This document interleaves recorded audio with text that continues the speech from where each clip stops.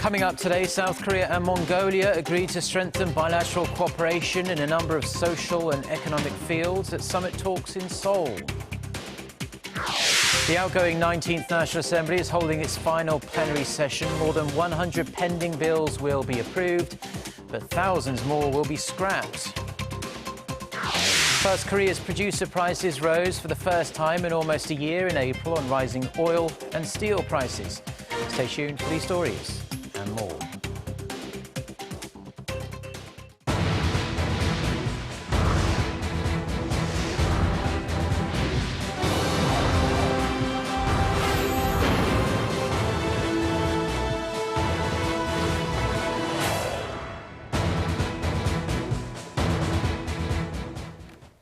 Hello, it's noon on Thursday, the 19th of May. You're tuned in to our midday newscast here on Arirang TV. Thank you for joining us. I'm Mark Broom.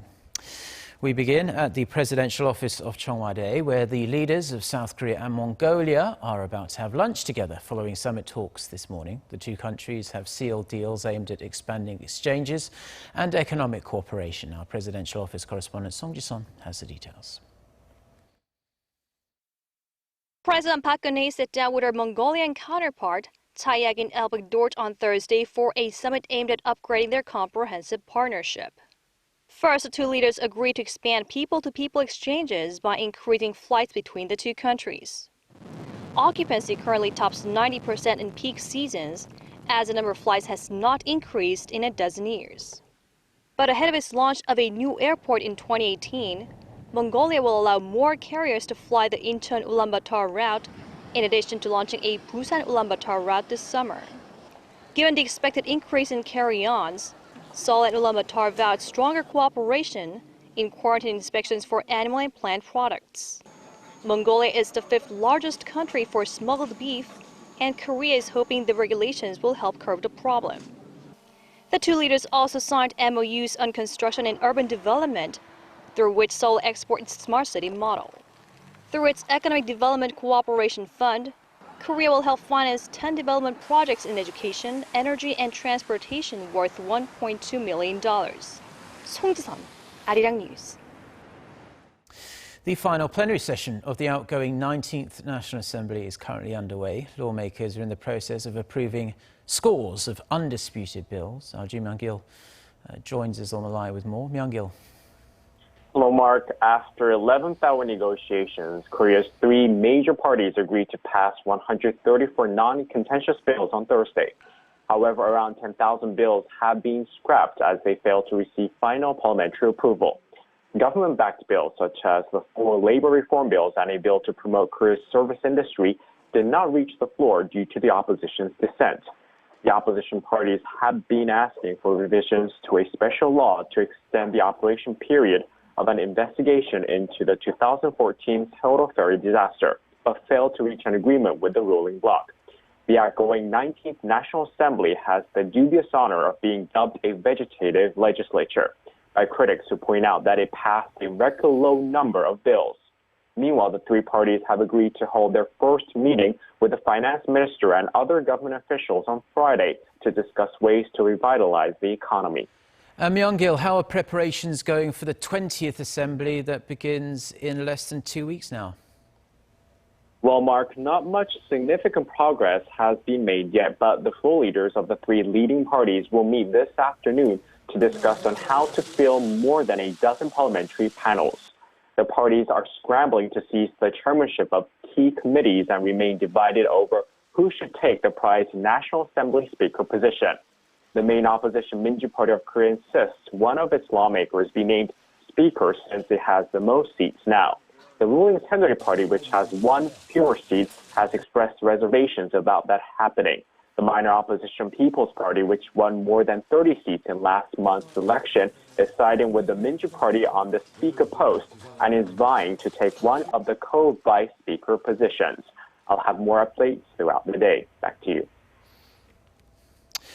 Thank you, Myung-gil, for that report. Now, Korea's finance minister has reiterated Hyundai Merchant Marine will be forced to seek court receivership if the shipping company fails in negotiations with the owners of its chartered fleet to substantially cut rates. After a meeting with economy-related ministers on Thursday, Yoo Il-ho also said he would wait and see what the ship owners and Hyundai come up with as the talks are ongoing.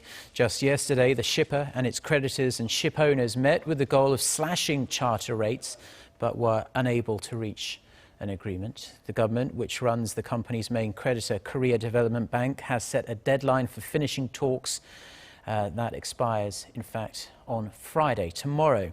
The finance minister added that the government will work on preempting any possible financial instability that could be triggered in the process of corporate restructuring and build a social safety net for the inevitable job losses.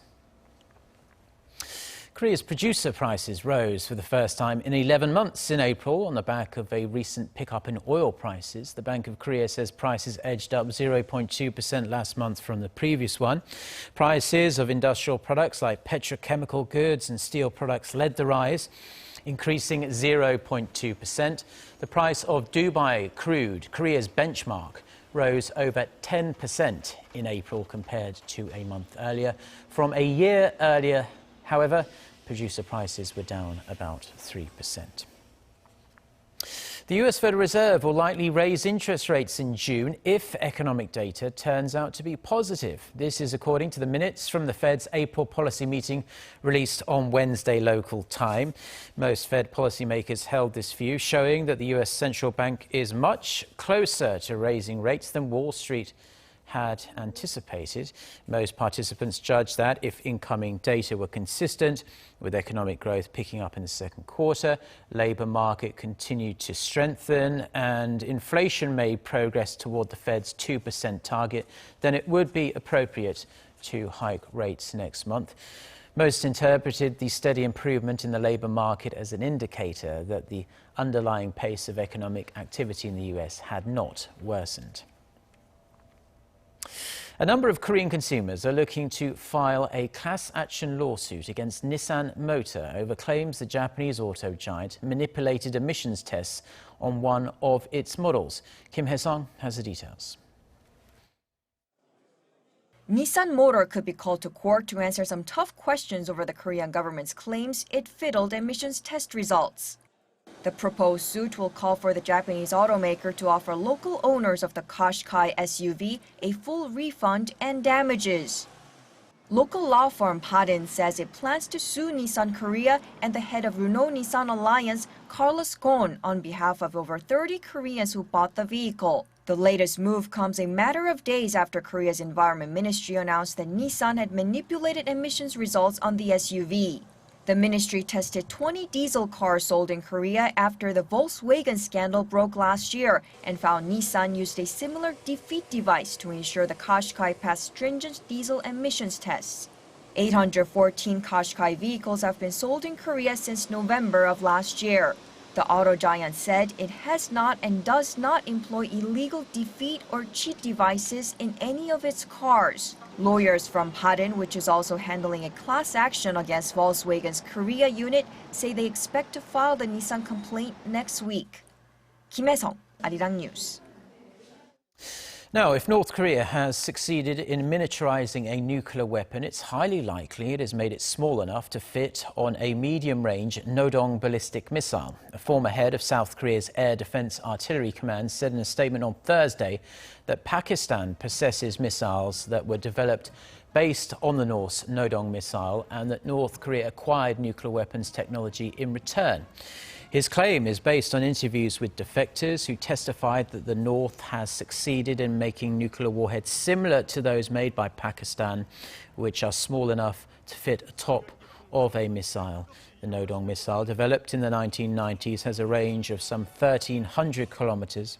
North Korea claims it has succeeded in miniaturizing a nuclear weapon, something the US and South Korea dispute. Switzerland has joined the group of countries upping the pressure on North Korea, adding a new set of financial and trade sanctions to the already extensive list. According to Radio Free Asia, as of Wednesday, Swiss banks have put a stop on all financial transactions with the North and frozen all of the regime's assets. That includes any funds that are related to North Korea's nuclear missile programs and the Workers' Party. But an exception has been made for funds the North uses to run its diplomatic missions in the country. New sanctions were also added in the areas of maritime operations, air transport and education. The new restrictions are in line with the UN Security Council sanctions imposed in March after North Korea's fourth nuclear test and intercontinental ballistic missile launch earlier this year. Now, this week marks the centennial anniversary of Korea's Sorokdo Island, once home to one of the largest leper colonies in the world. Time and faith helped the former leprosy patients see light at the end of their dark tunnel. This is their story of finding peace and grace. Here's Moon Gon-young with the final report in her two-part series.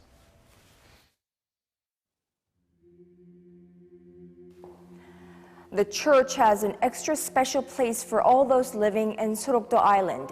After generations of pain, suffering, and disdain, it's only through their religious faith that they've come to find peace, forgiveness, and hope to carry on their lives. After decades of isolation and brutality, today, life for more than 500 former lepers in Sorokdo Island is more or less serene. They attend Mass, sing hymns, and pray the best way they can with their disfigured bodies. The lepers here had no reason to live. There were many suicide attempts, which is why religion became such an important part of their lives. But overcoming the indescribable anguish and dismay did not come easily, he adds. It would not have been possible without the sacrifice and dedication of two extraordinary grannies. Marianne Stöger and Margaret Pissar, fresh out of nursing school in Austria, left home in 1962 to serve leprosy patients in a country they only knew by name, Korea. Granny Marianne? I've never seen her because I'm blind, but I miss her dearly. Back then, life was very difficult here. We rarely had anything to eat. But every morning, Granny Marianne will come door to door and spoon-feed warm milk to all of us.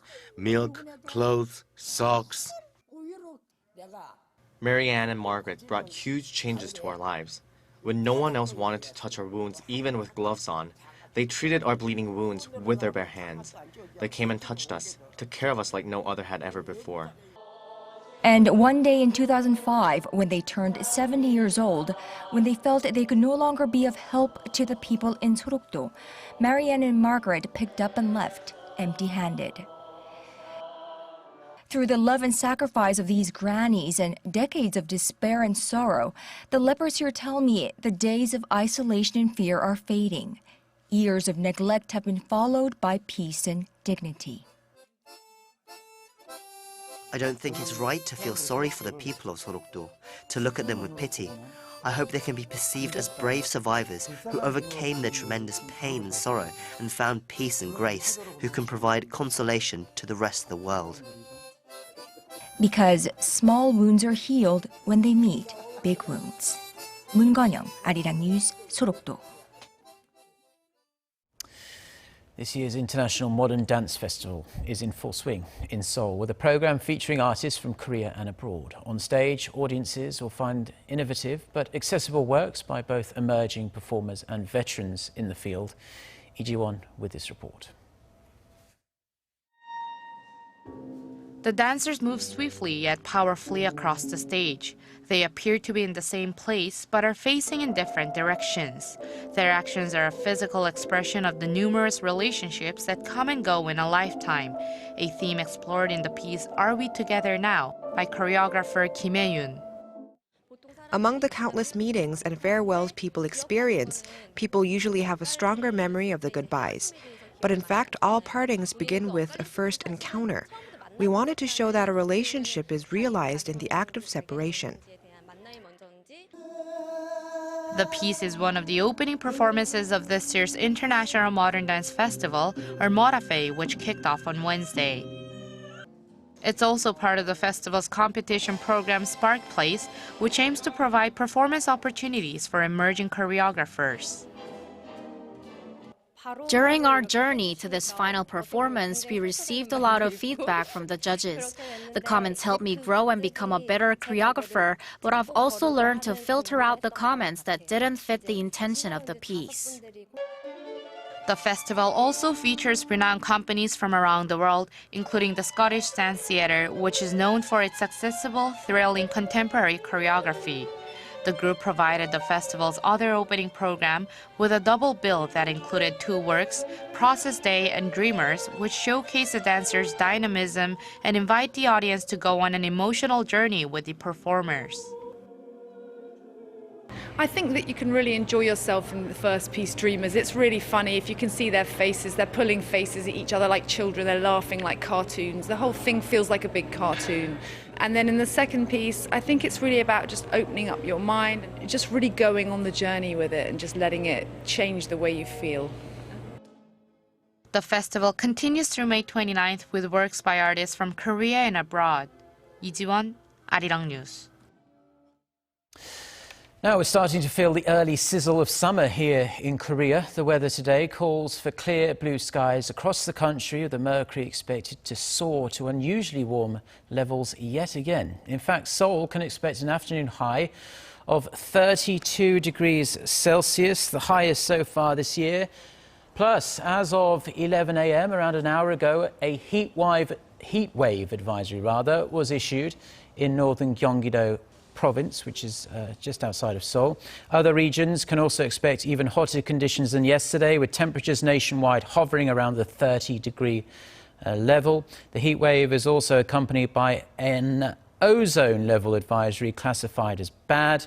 And because of the big gap in morning and afternoon temperatures, people are advised to take extra care of their health. The unseasonably hot conditions are forecast to continue through the weekend.